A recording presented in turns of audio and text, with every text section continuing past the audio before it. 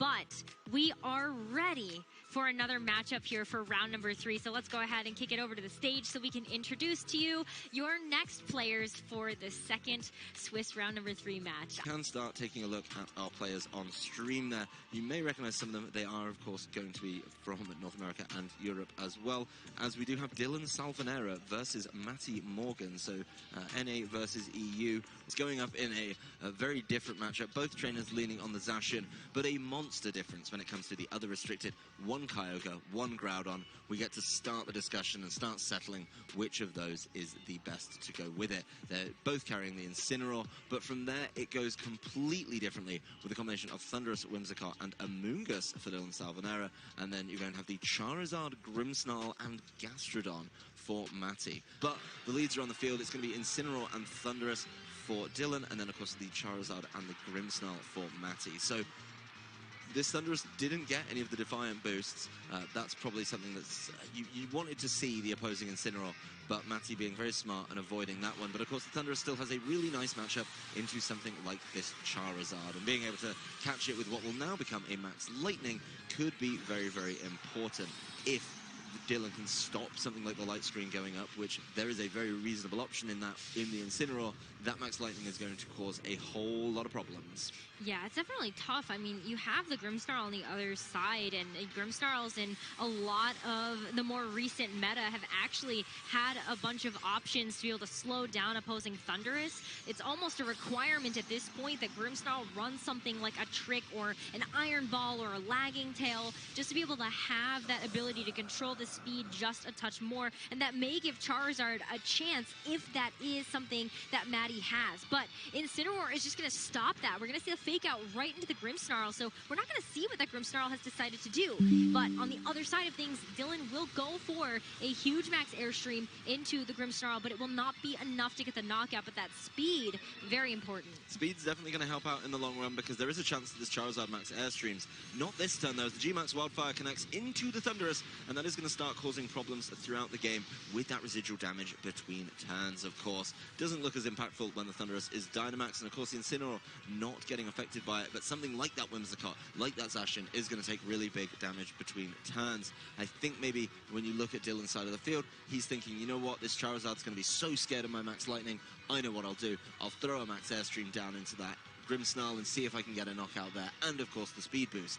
But the Charizard playing very confidently. I do like this from Mattie. I do think this team is so dependent on the pilot making the best possible move every single turn. Being able to land that big damage is so, so helpful, as this Thundurus looks very easy to knock out now, as Thundurus forced into some defense. Yeah, you're going to see the Max Guard here. But number 4, you also see the Grimmsnarl go for a Reflect. And so looking, of course, at the physical attack damage that Dylan is pressuring on the opposite side, you definitely want to try to mitigate as much of that as possible. Flare Blitz, though, that will be Grimmsnarl's last move, as it does get knocked out. And we will start to see the Max Rockfall, but the Max Guard there, of course, blocking that damage. Yep, and then a little bit of residual damage. The Thundurus is still able to hold on, you know, would need to get caught by another attack there. And now the Charizard, you know, has to wonder, when is this Max Lightning coming? We haven't seen it yet from the Thundurus, and if you ignore it, that's going to be a problem. That earlier Max Airstream boost could be absolutely essential here, and I like that heads-up play to think about the rest of the game from Dylan. Now that Thundurus, if that Thundurus didn't have the Max Airstream boost, you know what? That was just going to get completely tidied up by this Zacian here, and at least it's got a fighting chance now of being able to do that. The Incineroar's already on the board as well, so you are going to have to switch it out, switch it back in if you want to get that Intimidate. There is, of course, the option to make sure you land a Parting Shot. That would be very, very helpful as well, but that's still a bit of a slower turn than you would think. And finally, for this Thundurus, it lands the Max Lightning into Charizard. But you know what? When it's Dynamax, it's not getting knocked out that easily. Yeah, that is going to be a ton of super effective damage. Not enough to get the knockout, but we are going to see, of course, that Electric Train. But what's this? Charizard has a weakness policy that just got activated by that Max Lightning, and now that Charizard is going to be super difficult to deal with. Incineroar also getting knocked out to the Sacred Sword, and it's time for Charizard to shine. Max Airstream here to max the speed boost, but you don't even need it anymore when that Thundurus is just going to get knocked out. That is absolutely huge, and a very early reveal of one of those meta adaptations that has been coming to the fore as we approach the World Championships. I know a few of us were enjoying the local cuisine yesterday. And of course, while discussing the tournament, somebody mentioned that the weakness policy Charizard was something that people were really feeling coming into this tournament, because you know what? If it's on the field, it's Dynamax. If it's Dynamax, it can take a hit. The most common hit it's going to be taking is something that's super effective. There's so many things that scare it. The Thunderous being quite popular so far, I think, is certainly a concern. And with that in mind, you know, that weakness policy just means you can max Airstream every turn, still get knockouts because the damage is monstrous, and then go from there. The big thing right now, of course, is this Kyogre has come in, revealed itself very, very early. And I can see a world where it's not going to be in a great position quite soon. The Groudon has to be in the back for Mattie, and now he's knocked out the front too. He's just going to be able to take away the reign for the rest of the game. Of course, even before we get there, this Charizard Zacian have a speed boost and can just start doing as much damage as possible, maybe pave the way for Groudon to clean up. I think that's the one thing that I'm looking at, is the interaction of speeds between the two Zacian that are on the field, but also I think no matter if it's the Gastrodon or the Groudon in the back, Mattie has a pretty good answer to that Kyogre either way. I mean, it's really able to show off some options here, and if it's the Gastrodon, I'd be a little bit shocked. I think, you know, it's very rare that we see trainers leave their restricted, and I don't know if Gastrodon's as justifiable, but in the face of a Kyogre, it certainly is. The Zacian on Dylan's side, playing it safe, knowing it's one of the back two, has to be smart. We're going to see exactly how much this Charizard can do in the rain, which is usually not so favorable. Here it is, number 9, a Hurricane into the Kyogre. Will it get the confusion?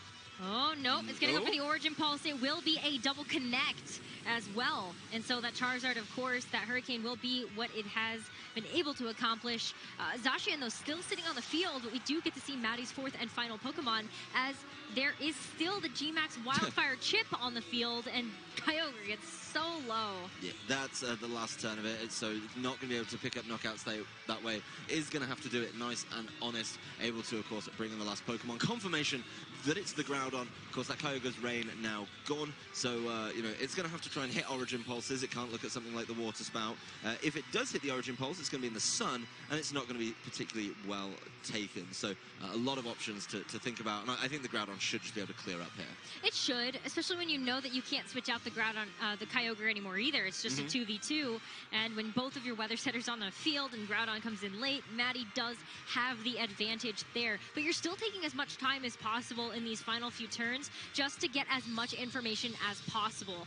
And we will see the Zacian at least go ahead and clean up the Kyogre. That is one restricted down. It's just the Zacian left here for Dylan, and Kyogre does get a chance to maybe come back in this second game, but it's also going to be a Groudon show here. Zacian, for Dylan, does use Behemoth Blade, but this is a tough one because it's not targeting that Groudon. You're hoping at this point for something like a Precipice Blades miss. This is not the 1v1 situation you want to see as the Zacian. It's probably one of the worst Pokemon in the format, especially when it's single targeting going into you with the Precipice Blades. And there is the easy knockout, really nicely done by Mattie Morgan to hold on to the Groudon to the very, very end and just clean up the game with it. Yep.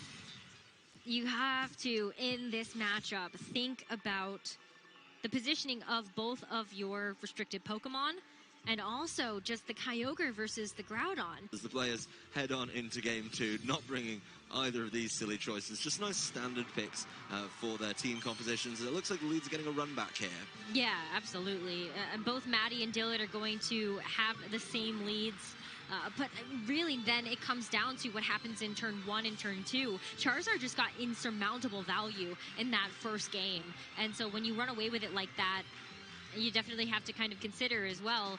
Thunderous just can't go for the Max Lightning anymore unless you know that you have enough damage to follow up to be able to knock out that Charizard before we can utilize that weakness policy. The Max Lightning not getting the knockout because of the Reflect just means, you know, maybe things change a little bit for Dylan here, right? You are landing that fake out on the Grimmsnarl again turn 1. That's, I think, the safest option because you know the Charizard's going to Gigantamax. But you need to capitalize, right? You need to capitalize on that turn and say, you know what, I'm going to Max Lightning you now. I'm confident that without the Reflect, I'm going to be able to get the knockout. It's a bit ambitious, but I respect it. And then being able to say, you know, if you don't get the knockout, though, you've already caused yourself a massive problem with the weakness policy. So I think this turn decision comes down to how much does Dylan know his calculations on what is going to get knocked out here. You know, you've got to be respectful of that. And without the Reflect, can you just deal with that Charizard early doors? Will the Charizard maybe max guard and just say, you know what, I'm going to wait for that reflect until I feel confident being able to play this game? That could be a nice adaptation. I loved in game 1 that Mattie didn't play that obvious max guard, but now might be the time to throw it out and say, hey, let's mix it up from game 1. Let's see if I can catch you out and waste a turn of the Dynamax from the Thundurus. I mean, knowing how much experience Dylan has had with the Zacian and the Kyogre restricted pair, I think that Dylan for sure knows what kind of calculations will be necessary here. But Grimmsnarl just kind of going for the reflect. There was not a fake out from this Incineroar this time around, meaning it was going for something else that we will see a bit later in this turn. But the max airstream will just go ahead and do a chunk of damage into that Charizard. And you're now just kind of maybe hoping that your Thundurus survives for 2 more turns so you can get through this reflect. But the parting shot as well really could help here, knowing how much that Charizard was able to do in that first game. You just dropped its special attack by 1. I love that adaptation actually from Dylan, being able to use the max airstream again to get your Incineroar out, get the Kyogre in, get control of the weather before the Charizard attacks, and that's going to be really, really big here. And of course, you know, yes, the damage is going to be limited, but, you know, now you're forced into maybe throwing out something like the max airstream to keep up. I like that Mattie has done that, but it means you're not landing that G-Max Wildfire. Yeah, but on top of the Incineroar switch out here as well, you're also looking at the fact that Incineroar can switch back in the face of something like the Zacian or the Groudon, which is something that Dylan didn't get a chance to do, to have that Intimidate drop in the previous game.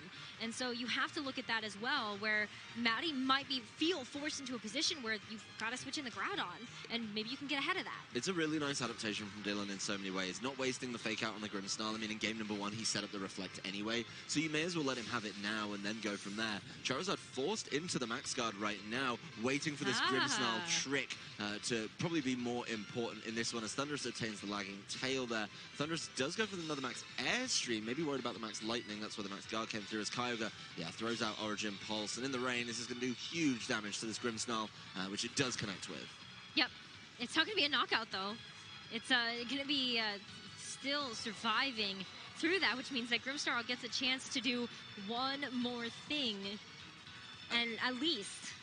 I think Dylan's put so many better positions for himself on the board this time than he did in game number 1. Now Mattie is faced with a really tough call, right? You're also against the special attacker, so the light screen is something you want, but you also might need control of the weather.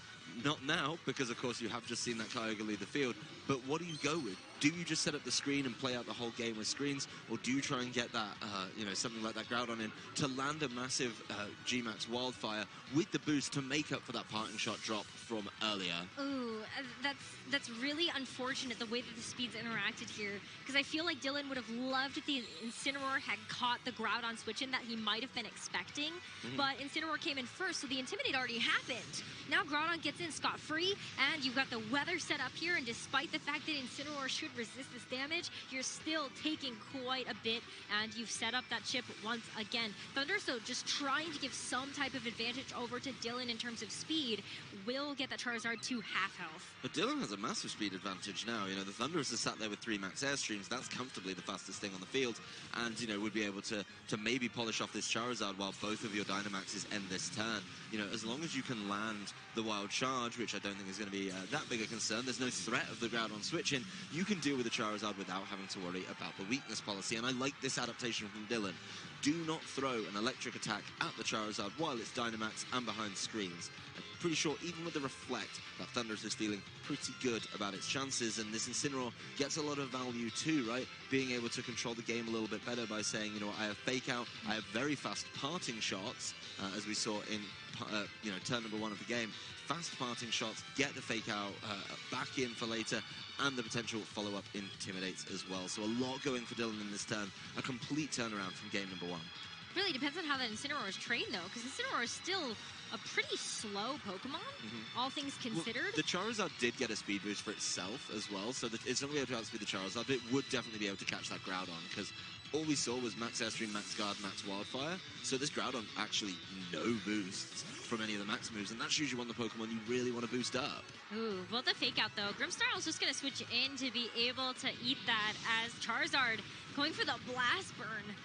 that will be a knockout onto the Thunderous, and that really does mean that Dylan's kind of forced in this position. Like, what kind of damage do you put on the board? Do you put your Kyogre down, and is that going to be enough? Or do you bring in Zacian that is having to deal with the sun here, and also a Charizard in his face? I don't think you can put Kyogre in now, right? I think you have to save that Kyogre until the Groudon's locked in, potentially. And with the Charizard and Grimmsnarl quite low, you pick these off, make him bring the Groudon, do the reverse, right, of exactly what he did to you in Game 1, where you go, you know what, I'm going to win in this one. The speed boosts are completely null and void at that point. I mean, the Charizard still has a speed boost, of course, making sure, even though that Thunderous was trying to catch up in speed, we do have to remember about that lagging tail that was switched on earlier.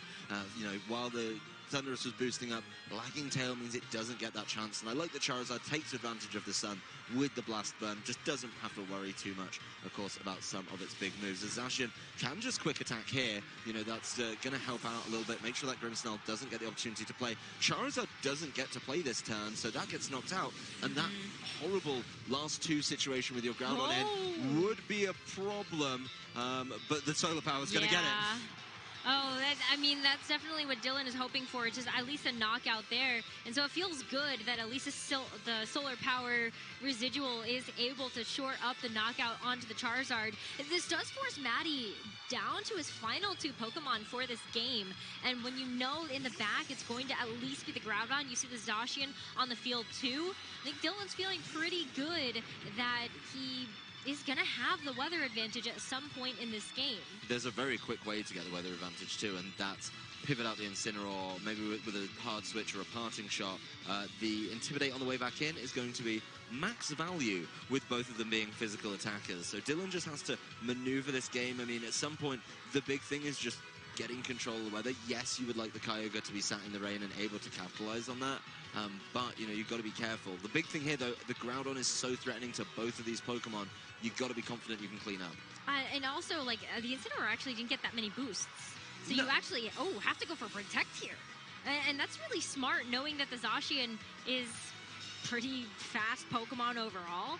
And you're going to see Mattie is just going to go ahead and miss the Sacred Sword because of the Protect on the Incineroar. And that means it's taking Behemoth Blade damage here from Dylan Zacian. It still hangs on, but Groudon, you're hoping for a miss here, goes into the Protect, but it will connect onto the Zacian as well. Yeah, I think you need that right here. Being able to get that knockout is absolutely huge, and we're now down to the 2v2. The critical hit, probably not too relevant in that one, as Zacian is very regularly knocked out by the non-critical hit version. But the Incineroar saving itself for this turn, realizing that, you know what, there's more it can do, and something like, you know, being able to tidy up is big. I mean, its Flare Blitz isn't going to be super huge, but it can just sit on the field and parting shot if it needs to. Of course, the Kyogre has a fantastic matchup here against the Groudon. The Kyogre has taken a little bit of damage, though, and that's going to be concerning when it comes to some of these numbers, particularly if it misses any of its attacks. Wow, especially if we see, like, Play Rough. I mean, that just could be a thing. We've definitely seen Play Rough just do a lot into opposing Kyogre before.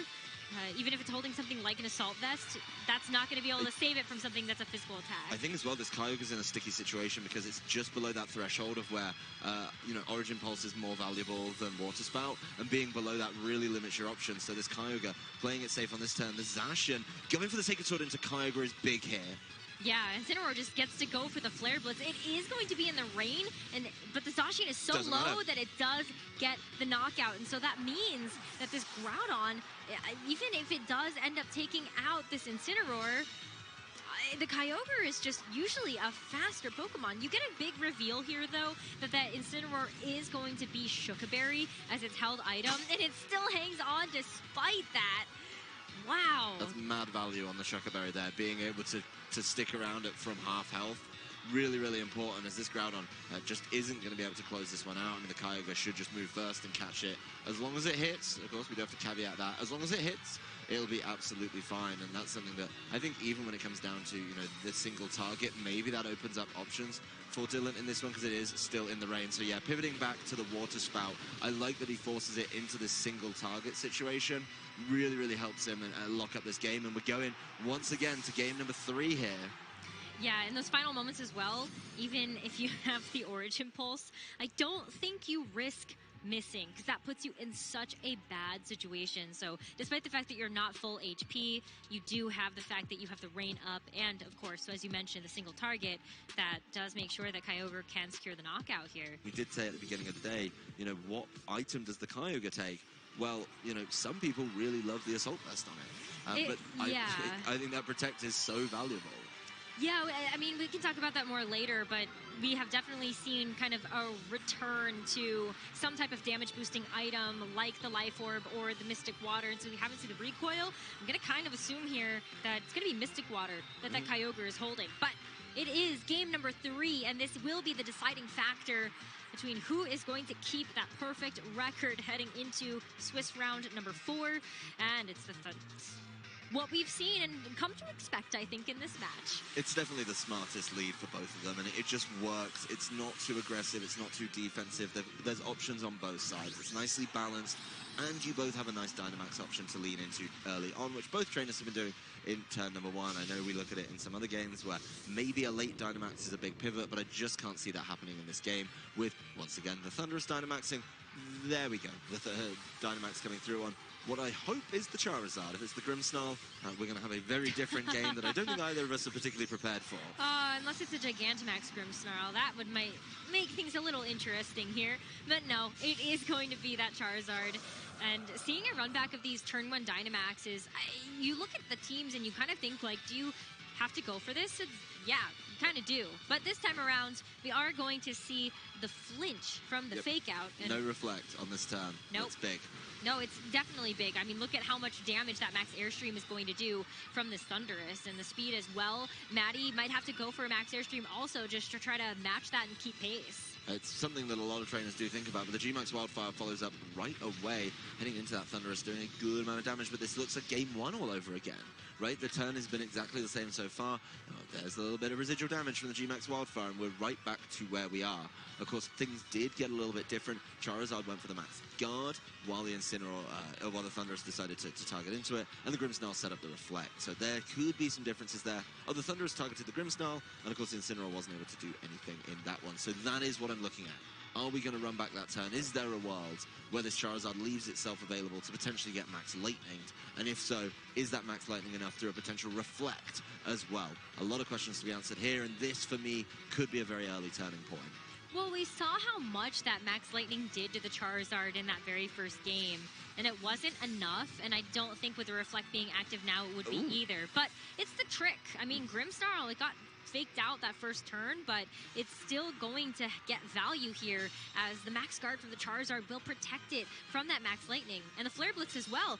Look at that. Dylan was actually double targeting the Charizard, knowing that that Max Lightning by itself through the Reflect was not enough. And that's a really big read from Dylan that just hasn't gone his way. Seeing it in game number 1, knowing that the Charizard Max Guards in this situation, you know, just so the Grimmsnarl can do something, is something that you have to think, well, what's he going to do? Just reflect and attack? Knowing, of course, that calculation from game number 1, you know that after the Reflect, you can take the Max Lightning. So really smart there from Mattie to put up another Max Guard, then set up the trick. Now I want to see this Thunderous is not going to be able to cause as many problems. It's not going to be able to capitalize on those Max Airstream boosts that it had, and it's forced into the Max Guard. Really nicely done there, as of course this Charizard gets the option to throw out pretty much whatever it wants. There's the Reflect with the Prankster ability, and Charizard's Max Rockfall does go towards the Thunderous, so not able to get a knockout there, but the residual damage has started to add up, and this Thunderous looking real easy to pick up. Yeah, I mean, even if you, because when you have to go for the Protects like that and you're not getting any type of damage, you're still getting into that knockout range. Like, Thunderous is quite low now. Incineroar still has the ability to go for some, maybe a parting shot to pivot around, but it's such a dangerous and precarious position because you don't want to be that player that gets stuck with the weather that you can't change. What I really like here, just thinking about it a little bit further back, is the way that Mattie changed up the game plan next to the Max Guard. And I think that's being really important now, right? As this Thunderous feels pretty much out the game, and that, as you say, can force the sticking weather. The biggest issue here is, can you get rid of the Incineroar early, or maybe the Zacian if it comes back in? That's kind of the next question that Mattie has to answer to keep pushing his advantage in this game. But Dylan certainly has pivoting options. Grimmsnarl run through everything. There's move 4. It is the light screen, so this Kyogre's going to have an even tougher time late in the game. As Incineroar, doesn't have the sun, it is going to be able to land that Flare Blitz on the Charizard, but that is not a lot of damage, to say the least. No, and the Incineroar just goes for the Ancient Power as well. That is what that Max Rockfall will be based off of. Super effective. Does not get any boosts, though, and so the Wild Charge will be enough to secure the knockout. Especially knowing that you have that lagging tail now, too. You know you're going to be pretty slow, but that Wildfire damage as well, it's that enough. is it for Thunderous. Honestly, that's it for this game. I don't think that's a bad trade for Mattie at all, right? Is maybe you get the boost from the Ancient Power and you feel like everything's going your way. It's not the case, but at the end of the day, you trade your X-Dynamax Pokemon for their X-Dynamax Pokemon, right? And then you're putting yourself in a Zacian game. Now, the big difference here is, really, if you are going to play the Zacian Mirror, you've at least got Reflect and Light Screen set up, so that's going to help a little bit. But the Groudon coming in really nice and early. Honestly, it's got Precipice Blades. That's looking real good into this matchup. And the thing I don't like about when you're the Kyogre player is it would feel really cool if you could just switch the Kyogre in and avoid a Precipice Blades, but that damage is actually preposterous, and that makes it sometimes a little bit difficult to deal with it here. So a lot of work to do for this Groudon, and the Groudon is going to be able to start causing problems. Of course, the Incineroar could just switch out manually. Then there's certainly some other options here for Dylan, but we're in for a really close end to this Game 3 here in Round 3. These are the next few turns these players have to get right. They might need to make some reads here, but it is going to be a Grimmsnarl switch out. It's kind of done all its work. Wow, the Gastrodon finally making an appearance in this matchup right here. It's at the Zacian. So one of those restrictions for Mattie is actually going to be left at home. Incineroar goes for the Flare Blitz. And while that Groudon, it's going to take a bit of damage here. Oh my gosh, the burn! That's huge! Now this Precipice Blade's damage is not going to do nearly as much as Mattie was going to be hoping for. The Shuka Berry for sure going to keep this Incineroar alive. This Groudon is looking real lightweight on the damage now. Obviously the Shuka Berry making it look even worse there, but it's going to get caught with a little bit of damage between turns. And while I love the adaptation to move on over to the Gastrodon, how many times has Dylan, we're going back to that similar to Game 1, Dylan won that by being able to close out with a Kyogre at the end, and bringing the Gastrodon here feels really, really good, being able to say, you know what, even if you do switch the Kyogre in at some point, I do have an answer to it. The Groudon feeling pretty useless at this juncture, being forced out. Maybe, you've got to ask less of it at this point. You've got to say all you can do is a little bit of chip damage at the end, and this Gastrodon getting just caught by the play roughs. That's going to be a lot of damage as the parting shot. It would have been insult to injury on the Groudon, but at least Grimmsnarl comes in and isn't so affected by that.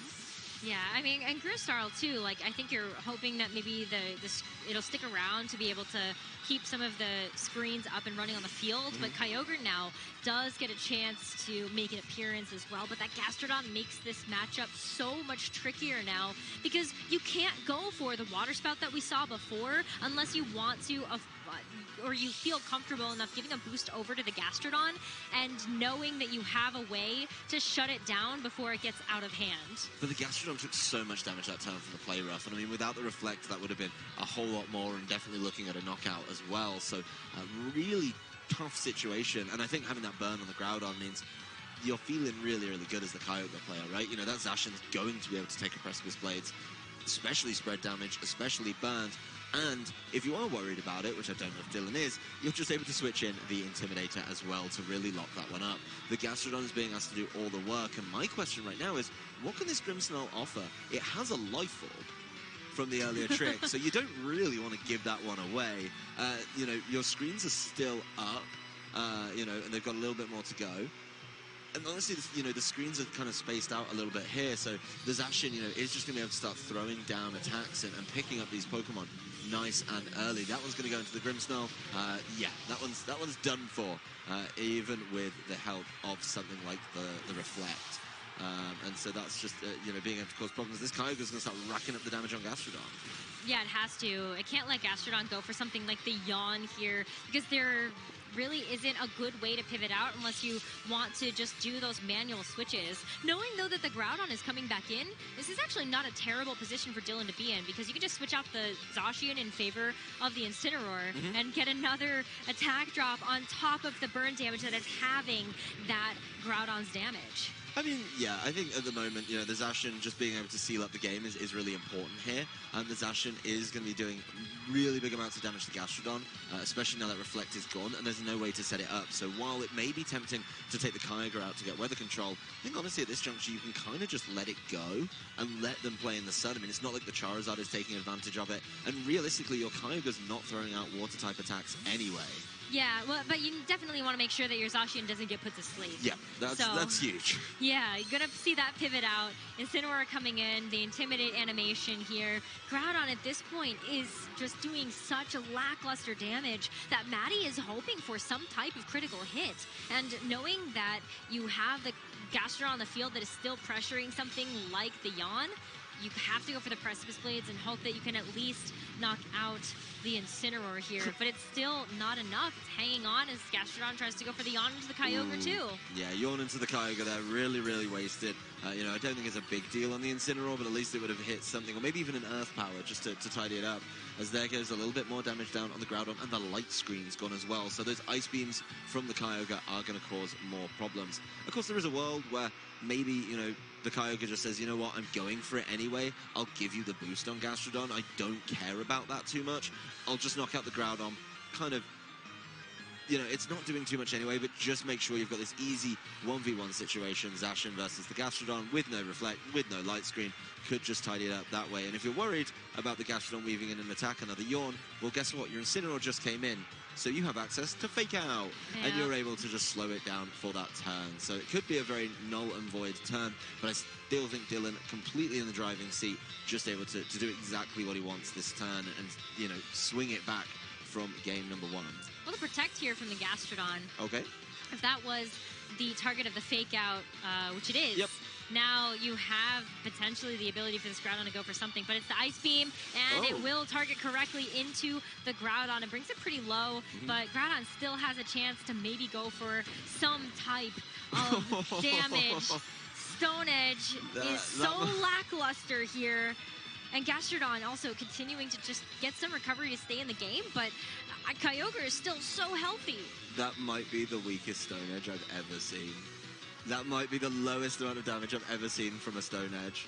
And that is painful to watch from Maddie's side of the field. This Kyogre refuses to give a boost to Gastrodon, just keeps going with the Ice Beams, finally gets rid of that Groudon. And realistically, what's Gastrodon going to do? It's going to put everything to sleep. It's then going to be able to, start Earth powering stuff. But at some point, you're going to get hit by an attack. And that's just something that I don't think Gastrodon can deal with. So Dylan playing it very safe by avoiding that. But, it doesn't matter when that Groudon, the big final Pokemon in your team, just isn't able to do anything because it's burned, it's intimidated, it's just getting caught short there, and it's really tough to see as, Gastrodon yawns the Kyogre, but at some point, it's going to get hit by the Zacian.